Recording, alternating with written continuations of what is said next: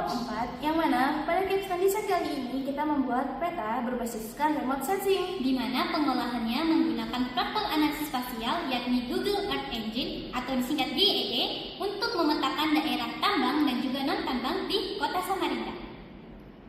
Jadi untuk pengolahan data kali ini, alat yang perlu kita gunakan yaitu laptop dan pastikan kita sudah terhubung ke dalam web Google Earth Engine.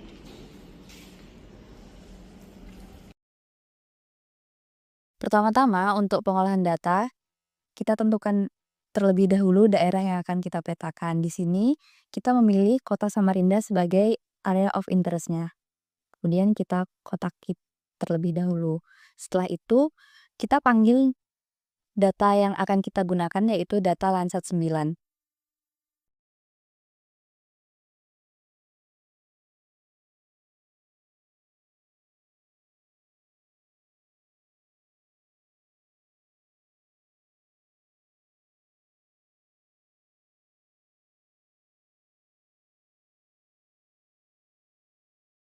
Setelah datanya muncul, kemudian bisa kita ambil point sampel yang akan digunakan sebagai training data untuk random forest.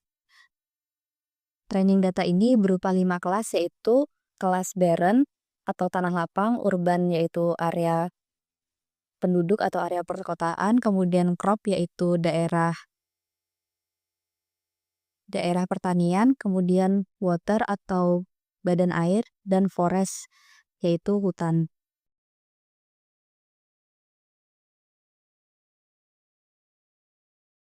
Dari klasifikasi tersebut kemudian kita klasifikasikan menggunakan algoritma random forest yang akan mengklasifikasikan tutupan lahan menjadi 5 kelas yang telah kita tentukan tadi.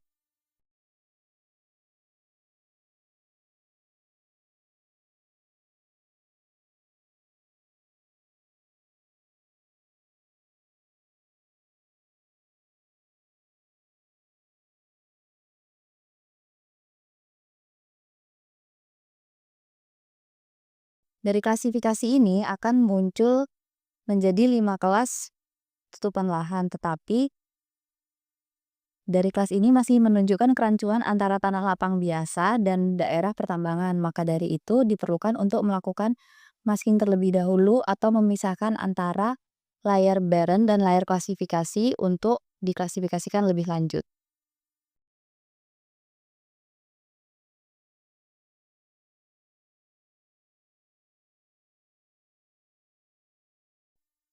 Analisis lebih lanjut menggunakan 3 parameter yaitu NDVI atau Normalized Difference Vegetation Index, yang kedua NDBI atau Normalized Difference Build-up Index, dan yang ketiga adalah BSI atau Bare Soil Index. Dari ketiga parameter itu, nilai NDVI kurang dari 0,25 dan nilai BSI lebih dari NDBI, maka diklasifikasikan sebagai daerah pertambangan. Maka area yang diklasifikasikan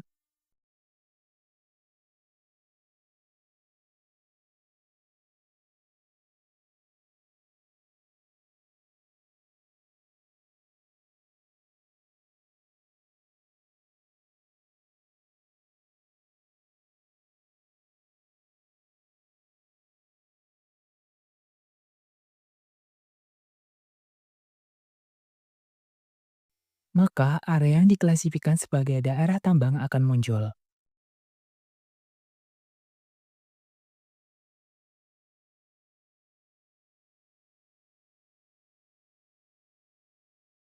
Setelah hasilnya didapatkan, dapat dilakukan validasi ke lapangan untuk memastikan apakah daerah tersebut benar-benar tambang atau tidak.